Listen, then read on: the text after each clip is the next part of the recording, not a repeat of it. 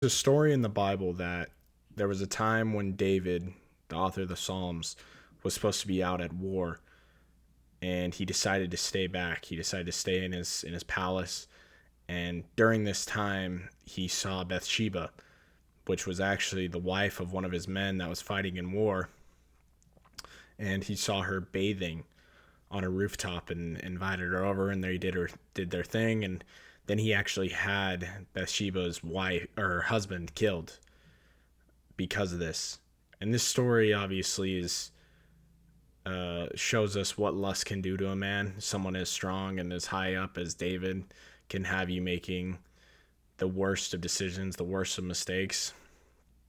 But the part that I want to touch on is David was supposed to be doing something. He was supposed to be somewhere, and he wasn't. He was idle. This is when lust can attack us the most, is when we're not doing anything, when we're idle. For me, I've seen this in my life plenty of times when I take a day off from the gym and I may just be eating food and sitting around, and it's so easy to see on your phone, a girl on your feed or whatever it may be, and you fall down that path and it just spirals. I think that that story and my personal story can resonate with a lot of us. We often go to lust because we are bored, because we want a stress relief, instead of pursuing things that we're passionate about. Because I was watching a video on this, and a guy was saying you have to work really hard, but I don't think it's just that. Because I think for a lot of us, we've experienced where we fill our time with work at jobs that we don't really like, and we're busy at school, but we're uncertain about school. So it actually just leads us back to lust because it is such a stress reliever, and our mind is wired in such a sense that it wants to go to the easiest stress relief with the limit, like with the least amount of resistance. It doesn't want to have delayed gratification, it wants the instant gratification. So I think the real factor is pursuing something that you're passionate about. And I think it comes down to this. There's stuff in your life, like for me, I knew I loved theology, faith, but sociology as well. Making these videos, talking. I always loved that idea, but I just never acted on it until now. And I'm super passionate about it. I love it. I'm not really in it to be like a speaker to people. Like, I have no idea what I'm doing.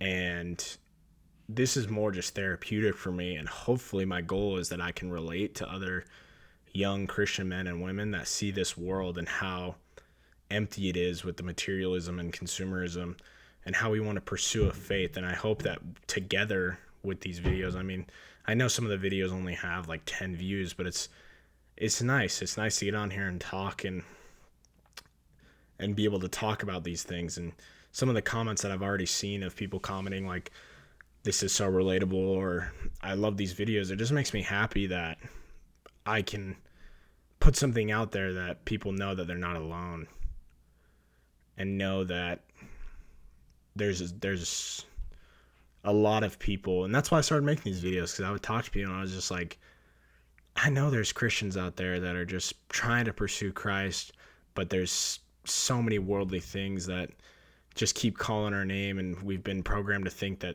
the world is where we can find our identity, whether it's in a job or something like that. But it's just not true, and we know that. We know that deep in our being, because we've been created with eternity in mind, as Ecclesiastes said. So we know that the finite things of this world are really nothing at the end of the day. But all that spiraling, kind of digressing from my point, is we have to pursue our passions that God has put in our heart, that are not transactional for money or anything like that, but for the love that we have for those things. I know there's something that you're thinking about right now that you're like, I love this thing, but I just never, how could I put it into my life as an action and a pursuit? You can make videos about it. Who cares? You get 5 views.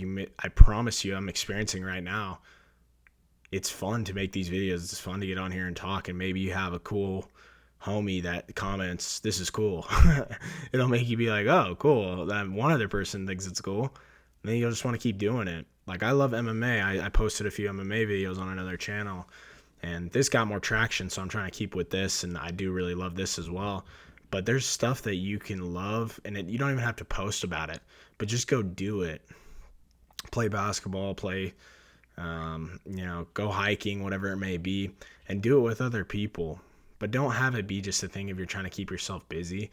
Have it be something that you love, that you know was placed in your heart by God to be a part of your life. Don't let the idea that others are going to judge you if you post about it or you're passionate about it, like, bro, focus on a job, focus on this. No. Do what you love and pursue it with a passion, as long as it's in the boundaries of what God would want for your life, of course. But pursue that. My main point of this was to keep busy with a purposeful action steps to keep from falling into lust. As a young man, find that thing that you love, pursue it. Don't pursue it for a worldly sense of it has to give you some money or give you some status. If you like fishing, go fishing. Again, record yourself fishing, post videos talking about fishing. If you don't want to record, post videos, go fishing and teach others. Have a community of people with fishing. Like, there's just so many things that you can do that'll keep you from this state of just where you're sedentary and the devil can pounce on you because he knows you're vulnerable in these times, because boredom can take over, thoughts of loneliness can take over. But if you're in action, and in an action that is filled with love and purpose, there's no room for the devil there. It's not so much a distraction as it is a fulfillment of God's plan and purpose for you. So of course the devil's not going to be in anything that's in God's plan. Because God's plan for us is not to just sit at home and scroll on our phone. And like I said, when I'm sitting there eating a bunch of food, that's another thing too, is I can't remember, an Orthodox priest one time said that diet is associated with lust. That's why fasting is so good for lust. Because when you're giving into these desires of the flesh of eating so much, getting into a gluttonous state, which I fall victim to because I love food. I love food. I started going to the gym and eating so much, and it's hard not to because there's so many tasty things. And I think that there is a point where God wants you to enjoy that stuff, of course, but that can be easy to go get your favorite fast food. You're sitting on your phone, then boom, you've fallen into lust. So I do think that's a totally understandable comparison that the Orthodox priest was making. And that's why fasting is so important too. To do a fast for a day, just don't eat anything for a day. See how you feel. You'll feel so much more disciplined, and if you fill that time with prayer and filling of the Spirit, you starve the lust. That's the same thing with the purposeful pursuing something that you love. You're starving the lust. You're starving any room for the lust to be there, because the lust can just eat off of you sitting there doing nothing, you feeling bad for yourself, all these things. It doesn't have to be you get famous on social media. It doesn't have to be you get millions of dollars from it. It doesn't have to be you do this to gain other people's validation or for an aesthetic of whatever it may be. For example, like if you like motorcycles, don't do it because you want to look cool riding a motorcycle. Do it because you love the intricacies of a motorcycle. You love the feeling that you get from a motorcycle. I mean, maybe a motorcycle is a bad example if you're speeding and stuff, but you get the idea. Just pursue these things. Don't put a pressure on yourself, and don't let the devil's lies of what are other people going to think, what are your family, your friends going to think if you're posting your YouTube content, or if you're spending a lot of your time knitting or something. Like, just do it. Do it. Keep yourself from falling into this scheme of the devil's plan of you having no purpose, no passion, so you fill this void with an idolization of a relationship. When you don't have the relationship, you try and find it in a girl on a screen, or you try and find it in a guy on social media if you're a girl. Pursue your passions. Devil doesn't want you to. Don't listen to him.